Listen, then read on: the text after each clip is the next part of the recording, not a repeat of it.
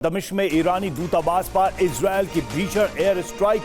हमले में ईरान के टॉप कमांडर मोहम्मद रजा जाहिदी की मौत। हमले में जाहिदी समेत ईरान के 2 कमांडर मारे गए। ईरानी सेना प्रमुख समेत कुल 7 ऑफिसर्स मारे गए।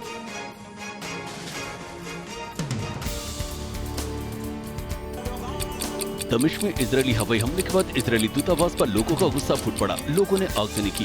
दरअसल इजरायल के एयर स्ट्राइक में ईरान के टॉप कमांडर मोहम्मद रजा जाहिदी के साथ ईरान के 2 कमांडर समेत कुल 7 अफसर मारे गए हैं। जाहिदी कोद्स फोर्स का नेतृत्व करते थे। एयर स्ट्राइक में 3 ईरानी राजनयिक भी मारे गए हैं। मरने वालों में 2 सीरियाई नागरिक भी शामिल हैं। ताजा हमले में हिजबुल्लाह का एक सदस्य हुसैन यूसुफ भी मारा गया। लगभग 6 महीने पहले गाजा में युद्ध शुरू होने के बाद से लेबनान के साथ इजरायल की उत्तरी सीमा पर हिजबुल्लाह के बीच झड़पें बढ़ गई हैं। हिजबुल्लाह ने सार्वजनिक रूप से मौत की घोषणा की है। और अब बात दिल्ली के सीएम केजरीवाल की करेंगे। तिहाड़ जेल में कल अरविंद केजरीवाल की पहली रात गुजरी। कोर्ट ने केजरीवाल की मांग पर घर का खाना देने की इजाजत दी है। इस बीच बड़ा सवाल है कि कैसे चलेगी दिल्ली सरकार। राउजावानी कोर्ट ने न्यायिक हिरासत के दौरान अरविंद केजरीवाल को भगवत गीता, रामायण और पत्रकार नीरजा चौधरी की पुस्तक हाउ प्राइम मिनिस्टर्स डिसाइड ले जाने की अनुमति दी है। केजरीवाल मधुमेह से पीड़ित हैं, इस वजह से घर का बना खाना देने की इजाजत दी। कोर्ट ने कहा है कि अगर केजरीवाल का शुगर लेवल अचानक गिर जाए तो उन्हें ग्लूकोज, टॉफी, केला मुहैया कराया जाए। कोर्ट ने अपना गद्दा, तकिया और रजाई लाने का अनुरोध भी स्वीकार किया है। साथ ही उन्हें चश्मा और धार्मिक लॉकेट भी लाने की अनुमति दी है। और दिल्ली सरकार में मंत्री आतिशी ने आज बड़ा खुलासा करने का दावा किया है। शराब घोटाले पर आतिशी करेंगी खुलासा। आज सुबह 10 बजे प्रेस कॉन्फ्रेंस करेंगी आतिशी।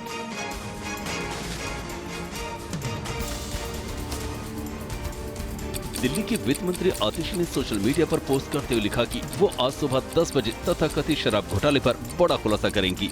दरअसल ईडी ने कल सीएम को लेकर दिल्ली के राउज एवेन्यू कोर्ट पहुंची थी। सुनवाई के दौरान पहली बार इस केस में सीएम केजरीवाल ने अपने 2 मंत्रियों का नाम लिया। ईडी का दावा है कि केजरीवाल ने उन्हें पूछताछ में बताया कि विजय नायर उन्हें नहीं बल्कि आतिशी और सौरभ भारद्वाज को रिपोर्ट करता था। दिल्ली के सीएम अरविंद केजरीवाल को 15 दिन की जुडिशियल कस्टडी के बाद तिहाड़ जेल भेज दिया गया है।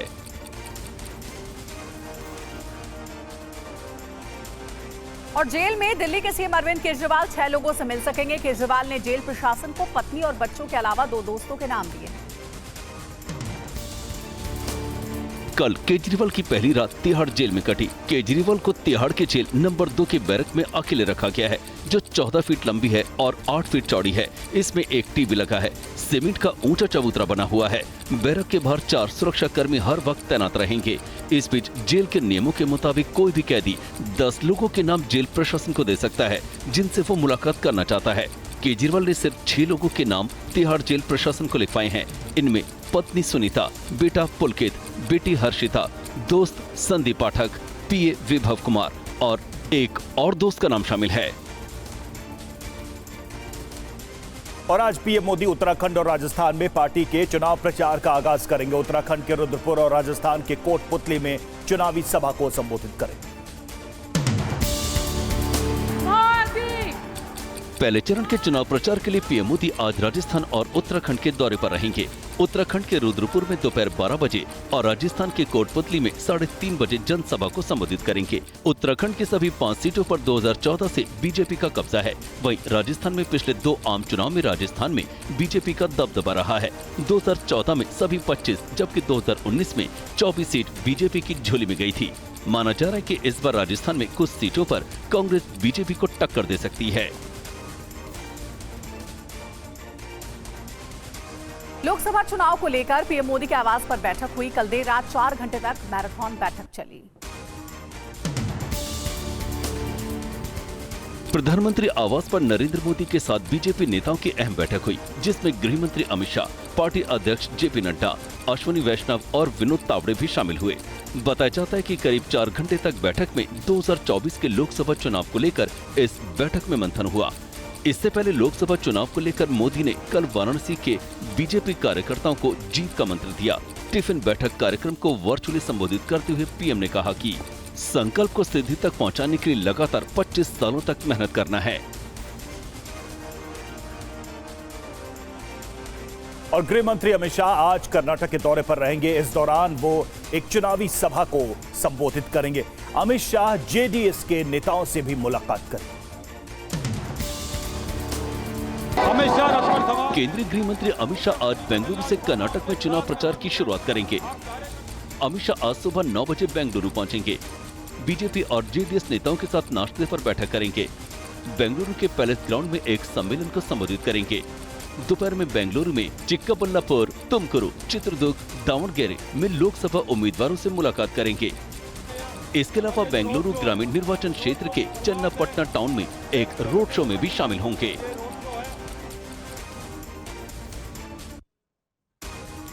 मेरठ से बीजेपी के प्रत्याशी अरुण गोविल आज अपना नामांकन दाखिल करेंगे। नामांकन के दौरान रोड शो में राज्य के कई बड़े नेता भी शामिल हैं।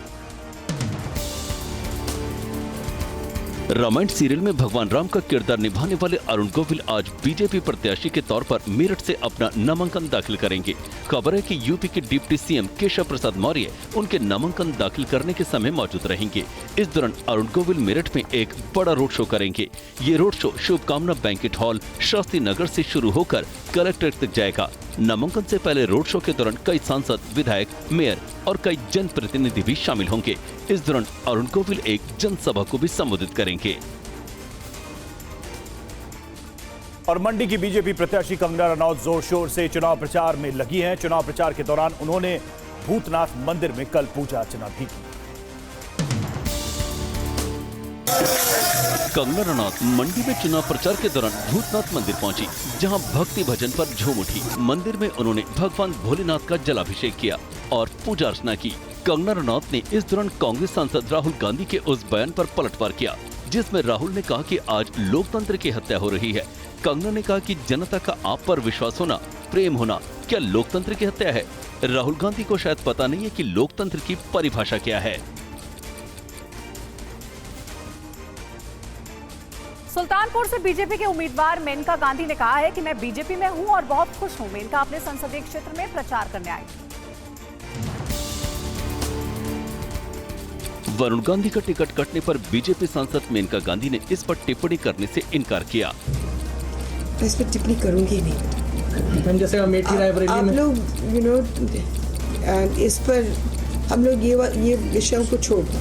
मैं बीजेपी में हूँ और मैं बहुत खुश हूँ कि मैं बीजेपी में। दरअसल बीजेपी ने इस बार पीलीभीत से वरुण गांधी की जगह जितिन प्रसाद को टिकट दिया है, जिसके बाद कांग्रेस के वरिष्ठ नेता अधीर रंजन चौधरी ने उन्हें ऑफर देते हुए कहा था कि वरुण गांधी को अब कांग्रेस में शामिल हो जाना चाहिए। अरुणाचल प्रदेश को लेकर विदेश मंत्री एस जयशंकर ने चीन को दो टूक जवाब दिया। उन्होंने कहा कि अगर मैं आपके घर का नाम बदल दूं तो वो मेरा नहीं हो जाएगा। अरुणाचल भारत का था और रहेगा। हाल ही में चीन ने अरुणाचल प्रदेश पर अपना दावा जताने के लिए राज्य के 30 इलाकों के बदले हुए नाम की एक लिस्ट जारी की थी। भारत के विदेश मंत्रालय ने बयान जारी करके चीन की लिस्ट को खारिज कर दिया था। वहीं सूरत में विदेश मंत्री एस जयशंकर ने चीन को करारा जवाब दिया। अगर कोई मैं आपके घर का नाम बदल दूं तो मेरा घर बन जाएगा क्या? हमारी सेना जो है वहाँ डिप्लॉय हो चुकी है। वहाँ उनको जो भी करना है वो जानते हैं क्या करना है। विदेश मंत्री ने कहा कि अरुणाचल प्रदेश भारत का हिस्सा था, है और हमेशा रहेगा।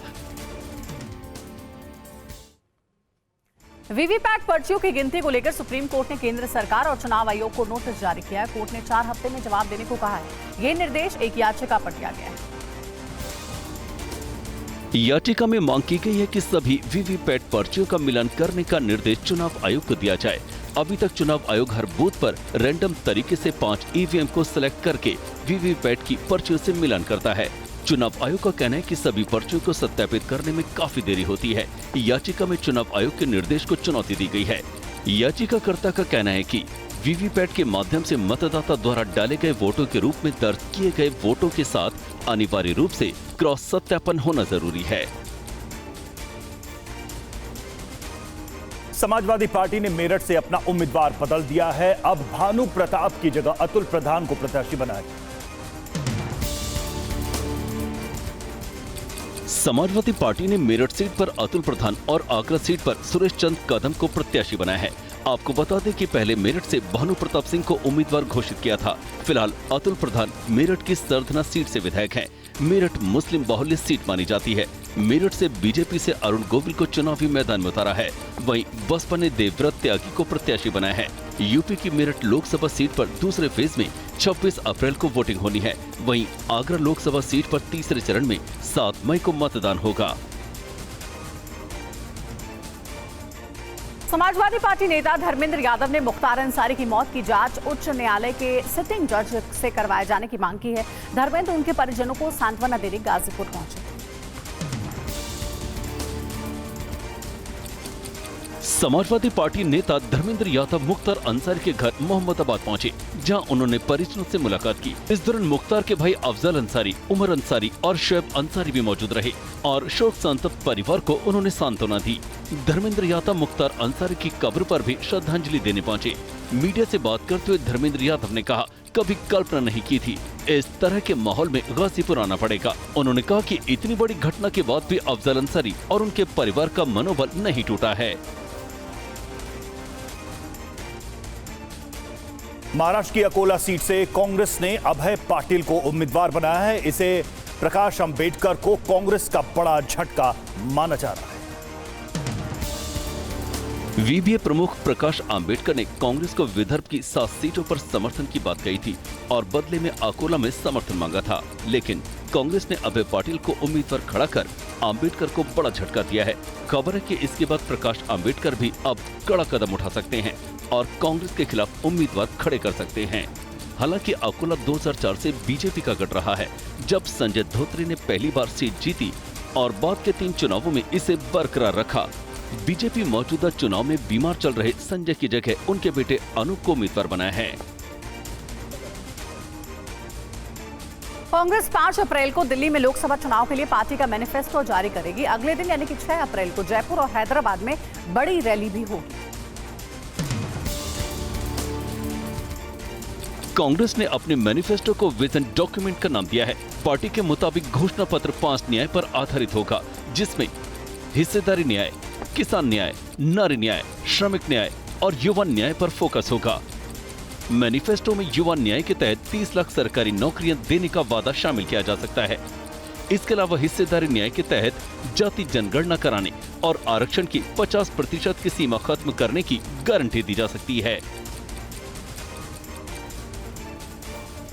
दिग्विजय सिंह ने राम मंदिर के चंदे को लेकर बीजेपी पर हमला बोला है। एक सभा में उन्होंने कहा कि बीजेपी के लोगों ने जो जमीन 1.5 करोड़ में खरीदी, वही जमीन शाम को चंपत राय ने ट्रस्ट से 18 करोड़ में खरीदवाई। राजगढ़ लोकसभा सीट से कांग्रेस उम्मीदवार दिग्विजय सिंह आजकल जोर शोर से चुनावी प्रचार में जुटे हैं। खिलचीपुर विधानसभा में दिग्विजय सिंह ने नुक्कड़ सभा के दौरान कहा कि राम मंदिर निर्माण के लिए जो हमने चंदा दिया था, उसमें घोटाला किया गया है। और चंपत राय ने क्या किया? जो हमने चंदा दिया, उस चंदे से जमीन का घोटाला कर दिया। दिग्विजय सिंह अपने इलाके में वादा निभाव पद यात्रा निकाल रहे हैं। भाजपा के नेताओं ने खरीदी। इससे विनोद खन्ना की पत्नी चुनाव लड़ेंगी। उन्होंने कहा है कि पूरा गुरदासपुर उनका परिवार है। पंजाब के गुरदासपुर से पूर्व सांसद और दिवंगत अभिनेता विनोद खन्ना की पत्नी कविता खन्ना 2024 के लोकसभा चुनाव में उतरने जा रही हैं। कविता खन्ना किसी पार्टी से या फिर स्वतंत्र रूप से चुनाव लड़ेंगी, इसे लेकर फिलहाल अपने पत्ते नहीं खोले हैं। मैंने निश्चय किया है कि मैं जिस तरह से विनोद जी ने लोगों की सेवा की, उसी तरह मैं करती रहूं। और अभी मैं कहाँ जाऊंगी, इंडिपेंडेंट लड़ूंगी या कैसे करूंगी, मैंने कोई निर्णय नहीं किया।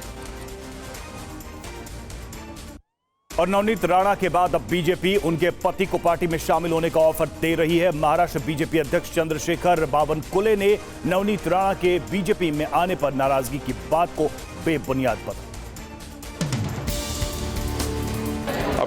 चंद्रशेखर बावनकुले ने कहा कि महाराष्ट्र में सीटों का बंटवारा हो गया है, जल्दी इसकी घोषणा होगी। उन्होंने युवा स्वाभिमान पार्टी के नेता रवि राणा से बीजेपी में शामिल होने का अनुरोध किया है। उनकी पत्नी नवनीत राणा को बीजेपी की तरफ से उम्मीदवार बनाए जाने पर नाराजगी को लेकर कहा कि नए लोगों के आने पर कुछ असंतोष होता है, जिसे दूर कर लिया जाएगा। भारतीय जनता पक्षाचा एकही कार्यकर्ता नवनीत राणांच्या उमेदवारीशी नाराज नाही, कारण भाजपा कार्यकर्त्यांनी मोदीजींच्या गॅरंटीवर विकसित भारताचा संकल्पाला साथ देण्याचा निर्णय केला आहे। हरियाणा के सिरसा में बीजेपी उम्मीदवार को लोगों को गुस्से का सामना करना पड़ा। प्रदर्शनकारियों ने किसानों के मसले पर उनसे सवाल पूछे। ये विरोध बीजेपी के उम्मीदवार अशोक तंवर का है। तंवर सिरसा में अपने चुनाव अभियान के दौरान यहां पहुंचे थे, जहां उनके खिलाफ नारेबाजी की गई। प्रदर्शनकारियों ने किसान आंदोलन को लेकर अशोक तंवर से सवाल किए। गुस्सा इस बात पर ज्यादा था कि केंद्र सरकार ने किसानों को दिल्ली क्यों नहीं आने दिया। आप दिल्ली नहीं जाने दे रहे थे, तो अब गांव हमारे हैं, दिल्ली आपकी थी, तो गांव में किस लिहाज से आप आ रहे, तो हमें दिल्ली जाने से क्यों रोका जा रहा था, ये हमारा सवाल है। और AIUDF प्रमुख बदरुद्दीन अजमल ने कांग्रेस पर मुसलमानों को ठगने का आरोप लगाया। उन्होंने कहा कि कांग्रेस ने 70 वर्षों तक मुसलमानों पर अत्याचार किया। हमने 11 AIUDF अध्यक्ष बदरुद्दीन अजमल ने असम की 3 लोकसभा सीटों पर जीत का दावा किया है। उन्होंने कहा कि कांग्रेस ने मुसलमानों को कुछ नहीं दिया, जिसके बाद लोग बीजेपी की ओर आकर्षित हो रहे हैं।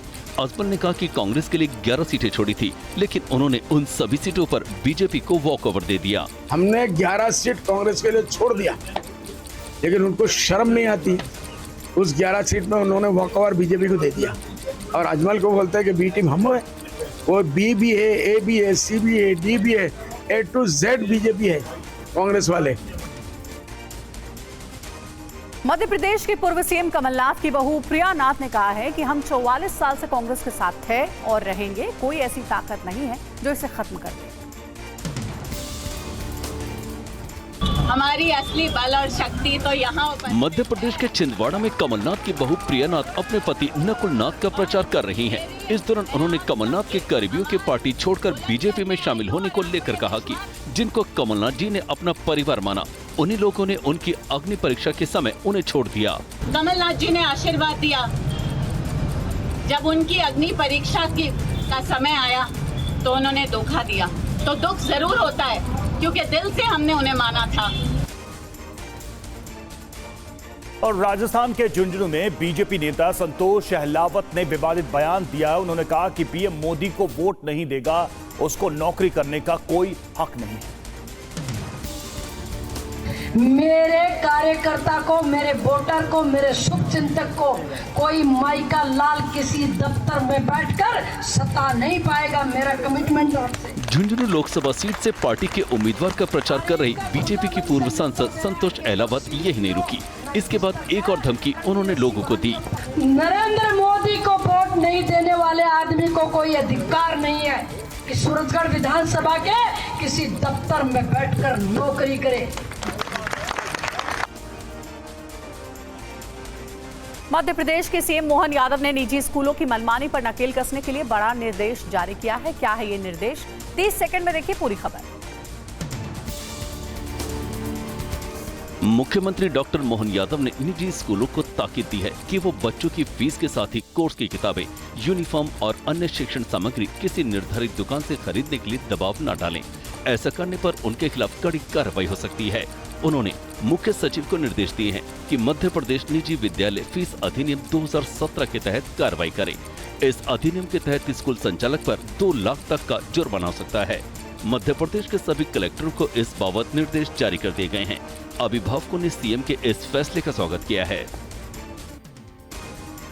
मुंबई में 40 लाख रुपए की अवैध शराब पकड़ी गई है। इस सिलसिले में एक शख्स को गिरफ्तार भी किया गया।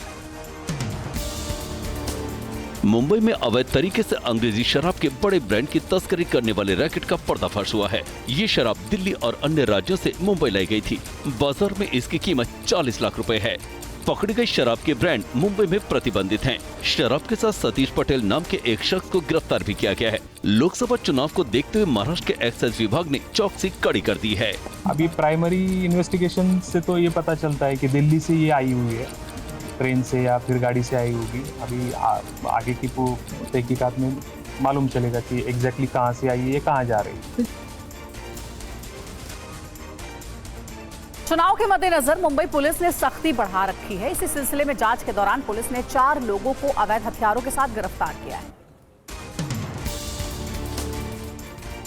मुंबई पुलिस की गिरफ्त में आए इन चारों आरोपियों की गिरफ्तारी के बाद पुलिस ने राहत की सांस ली है। गौर करने वाली बात है कि ये चारों आरोपी रेस्टोरेंट और फर्नीचर व्यापारी हैं। फिरोज चौधरी और शाकिर वहाब जो है, इनका आपसी रंजिश है अमान स्टील और शादाब स्टील के अनीस खान और कलीम खान के खिलाफ में। इनके बिजनेस राइवलरी के हिसाब से इन्होंने ये पिस्टल्स और राउंड मंगाए थे, ऐसी प्रिलिमिनरी इन्फॉर्मेशन हमें मिली है। चुनाव को देखते हुए इनके हथियार जमा करने के कारणों की पड़ताल की जा रही है। हरिद्वार में एक निजी अस्पताल में दबंगों ने स्वास्थ्य कर्मियों की बुरी तरह से पिटाई कर दी। पुलिस ने मामला दर्ज कर लिया है। आरोपियों की तलाश जारी। सीसीटीवी में कैद ये तस्वीरें हरिद्वार के एक निजी अस्पताल की हैं। तस्वीरों में आप देख सकते हैं कि 4 लोग लाठी डंडे के साथ अस्पताल में दाखिल होते हैं और कर्मचारियों को पीटना शुरू कर देते हैं। पिटाई के बाद हंगामा मच जाता है। बताया जाता है कि एक युवक एक घायल युवती का इलाज कराने अस्पताल पहुंचा था, लेकिन अस्पताल बिना ओपीडी में रजिस्ट्रेशन के इलाज करने की जिद पर अड़ा था। अस्पताल प्रबंधन का कहना है कि इस पर युवक 4 साथियों को लेकर आ गया और दबंगों ने मारपीट की। अस्पताल प्रबंधन की शिकायत पर बहादुराबाद थाने में केस दर्ज किया गया है। बुलंदशहर में डबल मर्डर से इलाके में सनसनी फैल गई। मारे गए लोग रिश्ते में फूफा और भतीजे बताए जाते हैं, जिनकी चाकू से गोदकर हत्या कर दी गई। बुलंदशहर में ट्रांसपोर्ट नगर के पास गंग नहर की पटरी पर 2 शव मिलने से हड़कंप मच गया। पुलिस के मुताबिक दोनों की पहचान राजीव गर्ग और सुधीर गर्ग के रूप में हुई। दोनों की हत्या चाकू से गोदकर किए जाने की आशंका जताई जा रही है। ये थाना कोतवाली देहात क्षेत्र में अडौली नहर पड़ती है, उसके पास 2 व्यक्तियों का शव मिला है। ये आपस में रिश्तेदार हैं। राजीव गर्ग ARTO ऑफिस के नजदीक जन सेवा केंद्र पर ऑनलाइन फीस जमा करने का काम करते थे। उनके फूफा सुधीर गर्ग का कपड़ों का व्यापार था। और देश के कई हिस्सों में अप्रैल से लेकर जून के बीच भीषण गर्मी होने की आशंका है। मौसम विभाग ने इसे लेकर चेतावनी जारी की। लोकतंत्र के सबसे बड़े पर्व आम चुनाव की तैयारी में तमाम राजनीतिक दल और कार्यकर्ता जुटे हुए हैं। वहीं दूसरी ओर मौसम विभाग ने आने वाले दिनों के लिए मौसम अपडेट जारी किया है। करीब 10 से 20 दिनों तक लू चलने की संभावना है। मौसम विभाग के मुताबिक अप्रैल से जून की अवधि के दौरान भीषण गर्मी पड़ने की आशंका है। गुजरात, मध्य महाराष्ट्र, उत्तरी कर्नाटक, राजस्थान, MP, ओडिशा, उत्तरी छत्तीसगढ़, आंध्र प्रदेश में लू का सबसे बुरा असर देखने को मिल सकता है। मौसम बदलने की खबर के बाद अब बात नेताओं के पाला बदलने की। बिहार के 3 सांसदों की पाला बदलने की खबरें आ रही है। बताया जा रहा है कि मुजफ्फरपुर से बीजेपी के सांसद अजय निषाद आज कांग्रेस में शामिल हो सकते हैं। सासाराम से बीजेपी के मौजूदा सांसद छेदी पासवान, मुजफ्फरपुर से बीजेपी के मौजूदा सांसद अजय निषाद और LJP के पूर्व सांसद अरुण कुमार के नाम को लेकर अटकलें हैं कि ये पाला बदल सकते हैं। राजनीतिक गलियारे में खबर है कि अजय निषाद आज दिल्ली में कांग्रेस पार्टी की सदस्यता ग्रहण करेंगे।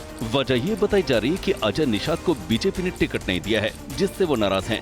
चर्चा है कि अजय निषाद को कांग्रेस ने मुजफ्फरपुर से उम्मीदवार बनाए जाने का आश्वासन दिया है।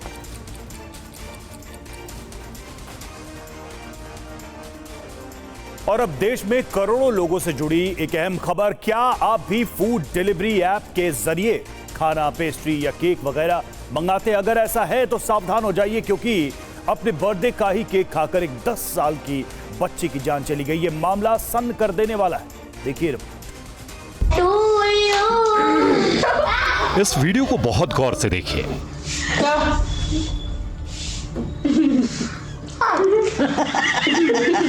सभी के चेहरों पर मुस्कान है।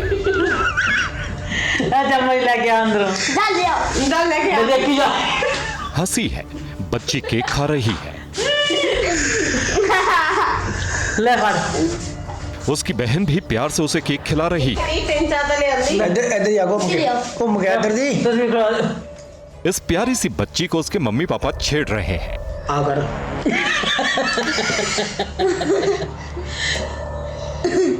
तू मेरे मुझ पर। घर में हंसी मजाक चल रहा है। चलो काटोगे कि चलो खत्म करो। चलो मैं तो ये वीडियो पंजाब के पटियाला से आया है। इस बच्ची का नाम मानवी है।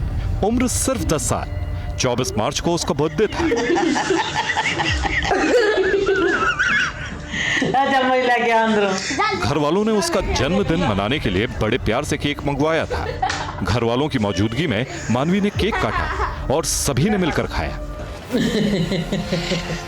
चलो काटोगे कि चलो खत्म करो। चलो मैं तो खिलाई। लेकिन किसी को नहीं पता था कि जिस मिठास के लिए इस केक को मंगाया गया वही केक इस मासूम की मौत की वजह बन जाएगा। घर वालों ने शाम 6 बजे ऑनलाइन केक का ऑर्डर दिया। शाम 6:30 बजे तक घर पर केक की डिलीवरी हो गई। मानवी ने घर वालों के साथ शाम 7:15 बजे केक काटा। मानवी के साथ सभी घर वालों ने मिलकर केक खाया। बच्ची समेत परिवार के सभी सदस्यों को उल्टी होने लगी।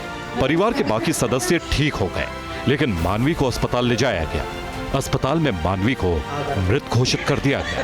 सीएमओ दफ्तर भी गए सी, उन्होंने साड़ी कोई सुनाई नहीं की। उन्हें सख्त सजा मिले। जिन्होंने केक भिजवाया था उनको बहुत बड़ी सजा मिलनी चाहिए। ये दिल दहला देने वाली घटना बड़े सवाल खड़े कर रही है। क्या केक में जहर मिला हुआ था या केक में जानलेवा केमिकल मिले हुए थे? घर के बाकी सदस्य तो शायद इम्यूनिटी ठीक होने की वजह से बच गए, लेकिन 10 साल की मानवी को अपनी जान गंवानी पड़ी।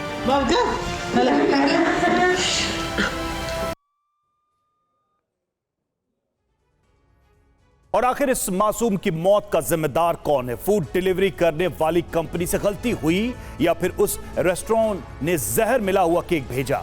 पुलिस ने अब तक क्या एक्शन लिया, इस रिपोर्ट में देखिए। आखिर इस मासूम को मिठास के बहाने मौत देने वाला कौन है? एक बच्ची के जन्मदिन की खुशियों को मातम में बदल देने का जिम्मेदार कौन है? लेकिन सबसे पहले केक डिलीवरी के इस बिल को देखिए। फूड डिलीवरी कंपनी जोमेटो के लिए केक ऑर्डर किया गया। बच्ची के घर वालों ने केक कान्हा रेस्टोरेंट से चॉकलेट फैंटेसी केक ऑर्डर किया था।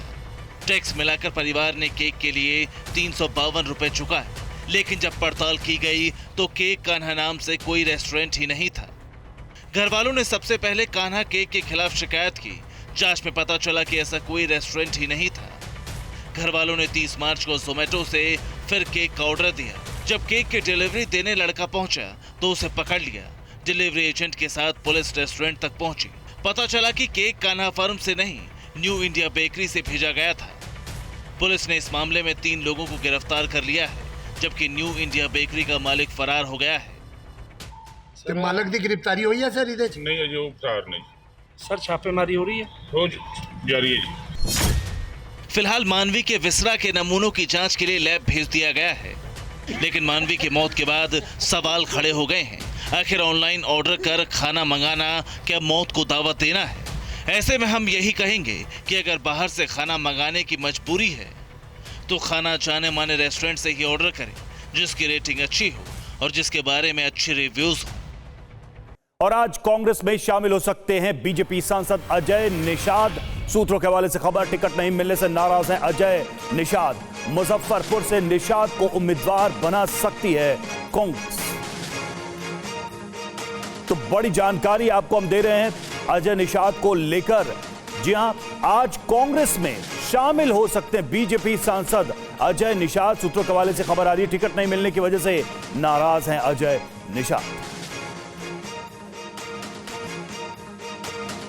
आज उत्तराखंड और राजस्थान में पीएम मोदी की रैली। उत्तराखंड के रुद्रपुर में दोपहर 12 बजे पीएम की रैली। राजस्थान के कोटपुतली में भी रैली को करेंगे संबोधित। आज से हम आपके लिए बिल्कुल नया शो लेकर आए हैं जिसका नाम है एजेंडा फुल एंड फाइनल। जी हां, तो हर सुबह देश और दुनिया की हर खबर आपके सामने होगी, पूरा विश्लेषण होगा, खबरों का बिल्कुल नया अंदाज होगा आपके सामने। इस शो में खबरों की रफ्तार होगी और खबरों का विस्तार भी होगा। खबर चाहे देश की हो, दुनिया की हो, अगले 15 मिनट में हम आपको हर वो बड़ी खबर दिखाएंगे जो पूरे दिन का एजेंडा सेट करेगी, पूरे दिन की खबरों की लाइन लेंथ आपको बताएगी। शुरुआत करेंगे इस वक्त की बड़ी खबर के साथ जो मिडिल ईस्ट की जंग भड़का सकती है, तनाव को और बढ़ा सकती है। शुरुआत इस बड़ी ब्रेकिंग न्यूज के साथ। जी हां, दमिश्क में ईरान दूतावास पर एक हमला हुआ है उससे जुड़ी ये बड़ी खबर आपके सामने। जी हां, तो दमिश्क में ईरानी दूतावास पर इजराइल की एयर स्ट्राइक हमले में ईरान के टॉप कमांडर मोहम्मद रजा जाहेदी की मौत। हमले में जाहेदी समेत ईरान के 2 कमांडर मारे गए हैं। ईरानी सेना प्रमुख समेत कुल 7 ऑफिसर्स मारे गए हैं। 3 ईरानी राजनयिक भी एयर स्ट्राइक में मारे गए हैं। मरने वालों में 2 सीरियाई भी शामिल हैं। जी हां, तो ये बड़ी जानकारी हम आपको दे रहे हैं कि टॉप कमांडर ईरान का मारा गया है इस एयर स्ट्राइक में, इजरायली एयर स्ट्राइक में जाहेदी मारा गया है। ये बड़ी जानकारी आपके सामने हम रख रहे हैं। और देखिए, ईरान के लिए एक बड़ा झटका है ये हमला। इस टॉप कमांडर की मौत ईरान के लिए एक बड़ा जख्म है। जी हां, तो ईरान को बहुत बड़ा झटका लगा है और सीरिया के दमिश्क में इजरायली एयर स्ट्राइक में ईरान को बहुत बड़ा नुकसान हुआ है। तो देखिए, एयर स्ट्राइक में ईरान के 7 बड़े ऑफिसर्स मारे गए। मरने वालों में ईरानी टॉप कमांडर मोहम्मद रजा जाहेदी शामिल है। फिलिस्तीनी इस्लामिक जिहाद के नेताओं से मिलने गए थे, ये रिपोर्ट सामने आ रही है। और सीरिया लेबनान में ईरानी कमांडर मोहम्मद रहीमी की भी मौत हो गई है। सीरिया के दमिश्क में ईरानी दूतावास पर यह बड़ा हमला हुआ है, बड़ा अटैक हुआ है और निश्चित तौर पर इसकी बड़ी प्रतिक्रिया हमको आने वाले समय में देखने को मिल सकती है। मनीष झा हमारे साथ, हमारे सहयोगी इस वक्त जुड़े हुए, सीधे रुख करते हैं उनका और ज्यादा जानकारी के लिए। मनीष, अगर देखा जाए सुलेमानी के बाद से एक और घाव मिला है, एक और जख्म मिला है ईरान को। पहली बड़ी प्रतिक्रिया आपकी नजर में क्या हो सकती है ईरान की तरफ से?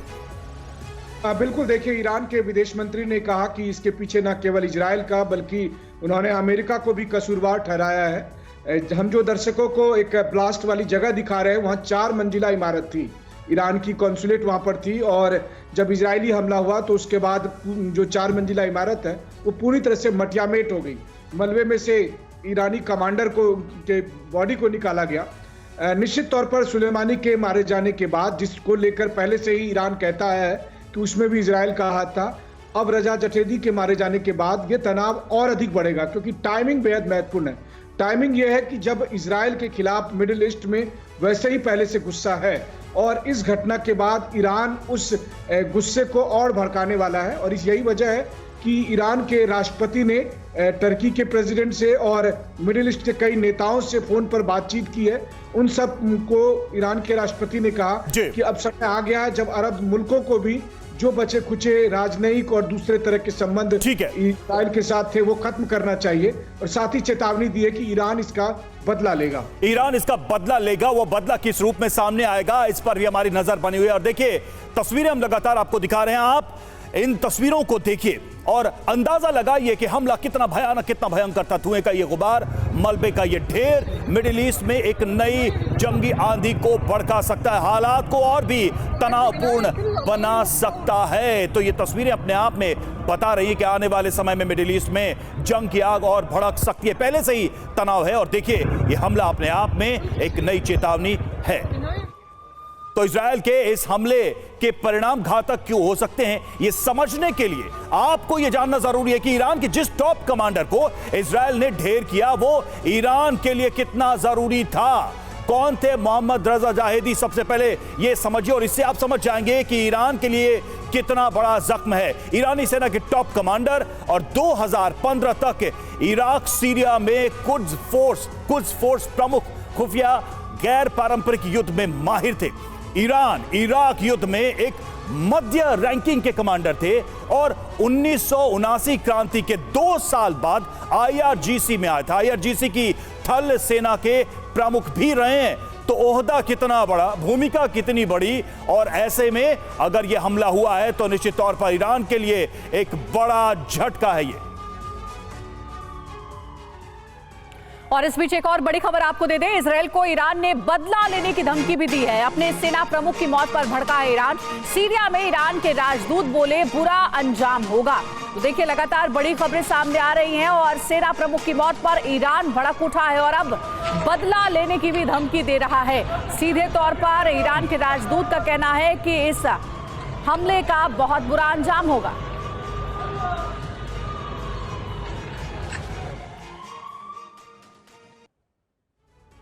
जी हाँ, तो इजराइल से बदला लेगा ईरान। जी हाँ, ईरान की ये सीधी धमकी, और जैसा कि हमारे सहयोगी मनीष भी बता रहे थे कि एक बड़ा बदला होगा, तो ये बदला क्या हो सकता है, इसको भी समझिए, इसको भी जानिए कि ईरान ने क्या कहा है। जरा रिएक्शन, जरा प्रतिक्रियाएं देखिए, आप समझ सकते हैं कि बड़े बदले की प्लानिंग ईरान करेगा। ये हमला इजराइल की क्रूरता, ये पहला अगर रिएक्शन देखा जाए तो ये साफ तौर पे कहा गया कि इजराइल ने एक ब्रुटैलिटी दिखाई है, एक क्रूरता दिखाई है। ईरान की ये चेतावनी है। इन शब्दों पर अगर आप गौर करें तो आप समझ पाएंगे कि ईरान साफ साफ क्या कहना चाहता है। ईरान इसका करारा जवाब देगा, ईरान की तरफ से प्रतिशोध लिया जाएगा। किस तरह की सजा देंगे, इस पर हम विचार कर रहे हैं। यानी अभी तय नहीं हुआ है कि अगर बदला लिया जाएगा तो कितना बड़ा होगा। अंतर्राष्ट्रीय कानून का उल्लंघन हुआ है इस हमले के जरिए, यह भी ईरान ने कहा है, और सीधे सीधे इजराइल का नाम लेकर धमकी दी और कहा कि ये इजराइल की क्रूरता है। जी हां, एक और बड़ी खबर है। ईरानी दूतावास पर हमले के बाद रेस्क्यू भी जारी है। मलबे में कई और शवों के दबे होने की आशंका जताई जा रही है। अब तक 7 लोगों की ईरान की तरफ से मौत की पुष्टि हो गई है। तो मलबे में कई और शवों के दबे होने की आशंका है। रेस्क्यू ऑपरेशन वहां जारी है। देखिए तस्वीरें आपको दिखा रहे हैं, जहां पर धमाका हुआ, बड़ा हमला हुआ, वहीं की ये तस्वीर है। रेस्क्यू ऑपरेशन चल रहा है और अभी भी मलबे में कई और शवों के दबे होने की आशंका है। मलबे में कई और लोग फंसे भी हो सकते हैं। अभी तक जो जानकारी है, 7 लोगों की मौत की पुष्टि हुई है। और इजराइल के हमले के खिलाफ ईरान में भारी गुस्सा है। तेहरान में सैकड़ों ईरानी लोग सड़कों पर उतरे, इजराइल से बदला लेने की मांग कर रहे हैं लोग।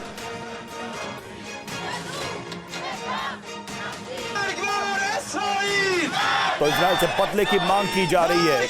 और जो गुस्सा है ईरान की सरकार, ईरान के लोगों का, वो भी आप इस प्रदर्शन के जरिए देख सकते हैं। सीधे तौर पर बदले की मांग है। कासिम सुलेमानी की जब मौत हुई थी तो आपको याद होगा इसी तरह के प्रदर्शन हुए थे और बदले की मांग की गई थी। एक बार फिर से कुछ ऐसी ही तस्वीरें तेहरान की सड़कों पर नजर आ रही हैं इस घटना के बाद से।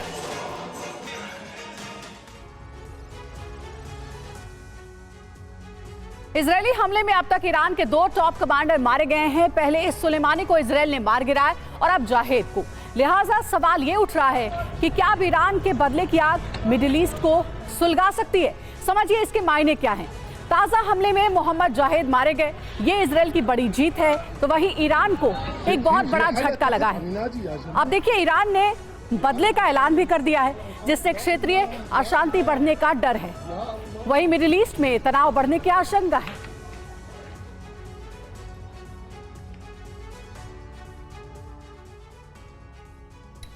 तो ईरान से जुड़ी हर इस खबर की हर एक डिटेल आप तक हम पहुंचाते रहेंगे। इस बीच देखिए एक और बड़ी खबर है, दिल्ली शराब घोटाले से जुड़ी बड़ी खबर, बड़ा अपडेट। आज आतिशी बड़ा खुलासा करेंगे। सुबह 10 बजे आतिशी की प्रेस कॉन्फ्रेंस होने वाली है।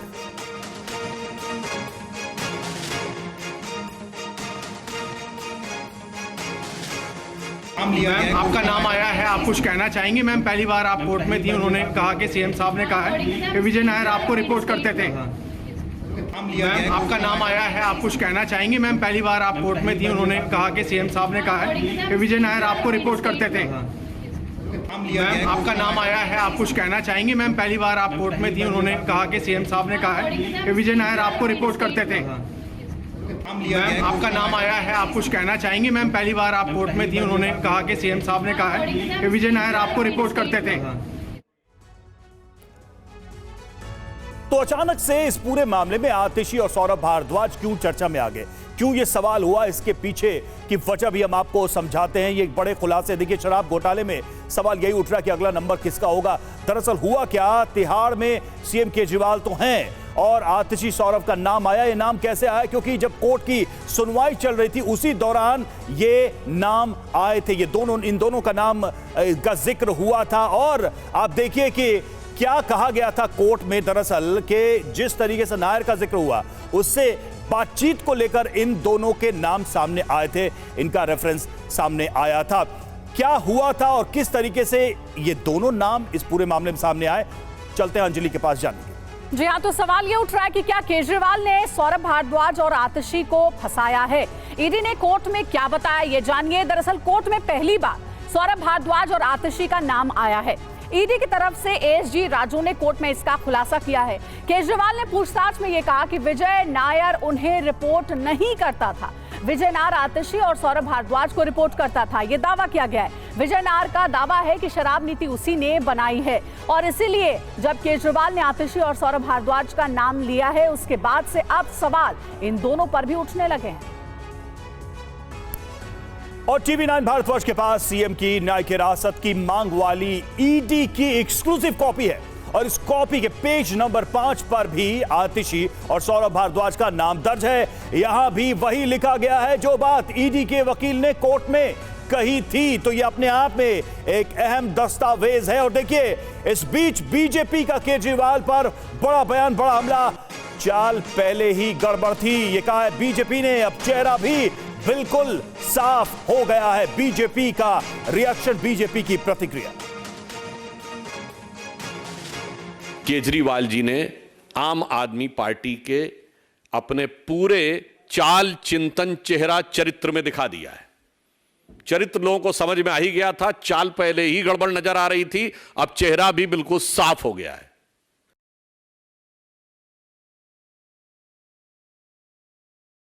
बैठा हूं दिल में इतने राज छुपाए, जरा सा होंठ हिले तो जाने कितनों का दिल डगमगाए। और 15 अप्रैल तक तिहाड़ में रहेंगे केजरीवाल, बैरक में अकेले रहेंगे केजरीवाल। जेल में 6 लोगों से मिल सकते हैं केजरीवाल, पत्नी, बेटा, बेटी और 3 करीबी इसमें शामिल।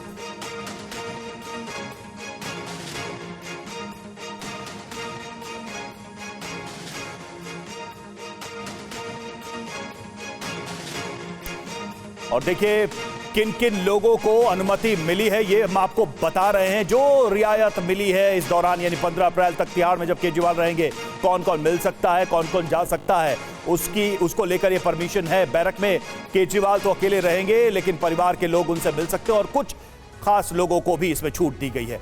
आइए आपको बताते हैं कि तिहाड़ में आम आदमी पार्टी के नेताओं का पता क्या है, कौन कहां है इस वक्त तिहाड़ में। तो सबसे पहले अरविंद केजरीवाल की बात करें, जेल नंबर 2 में रहेंगे, अकेले रहेंगे। मनीष सिसोदिया जेल नंबर 1 में हैं और सत्येंद्र जैन की बात करें, उनका है jail number 7। Sanjay Singh jail number 5 में है। आम आदमी पार्टी के ये तमाम बड़े चेहरे जो इस वक्त तिहाड़ में हैं, वो किस किस बैरक में, किस किस जेल में रहेंगे, उसका नंबर हम आपको दिखा रहे हैं। एक बार जल्दी से आपको बताते हैं, Arvind Kejriwal jail number 2, Manish Sisodia jail number 1, Satyendar Jain jail number 7 और संजय सिंह जेल नंबर 5।